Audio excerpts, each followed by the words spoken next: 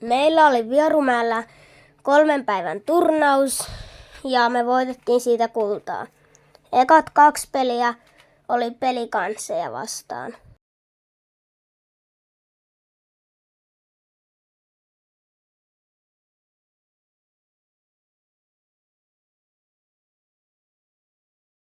Meidän lohkossa pelasi siis 2 Pelikanssia. Eka Pelikans me voitettiin 0-4 ja toinen Pelikans me voitettiin 1-5.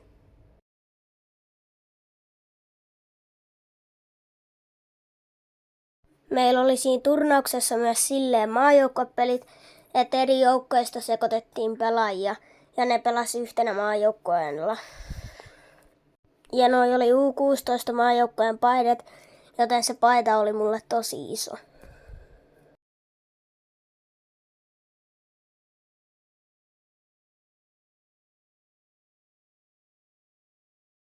Sitten meillä oli 3. pelinä Ketterä ja mä pidin 0 pelin siinäkin.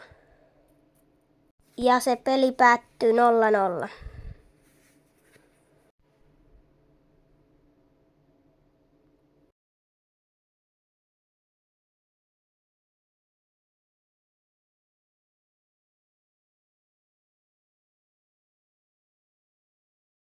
Ja Ketterä me nähtiin finaalissa uudestaan.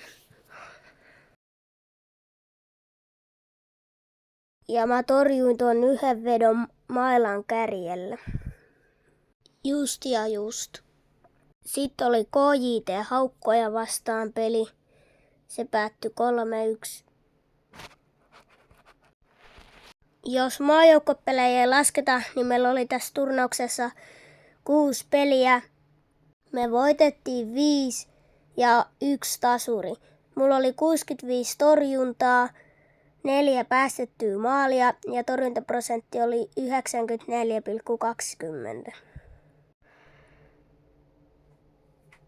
Ja tässä alkoi jo Paimio-hakapeleistä. Tää oli peli, joka ratkaisi, että päästäänkö me finaaliin vai ei.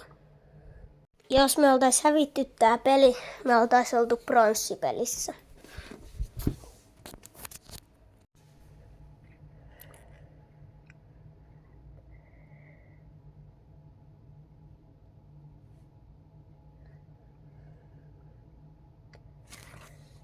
Ja tää me voitettiin 4-2.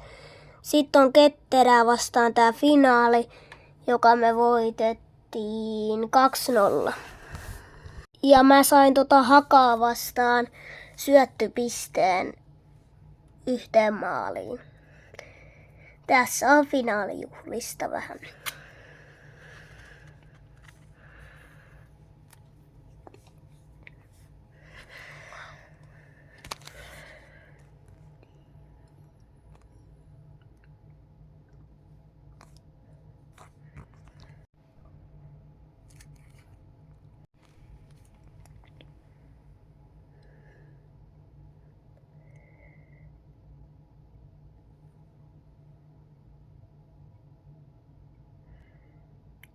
Ja mä sain Fireplay-maalivahti-palkinnon tästä turnauksesta.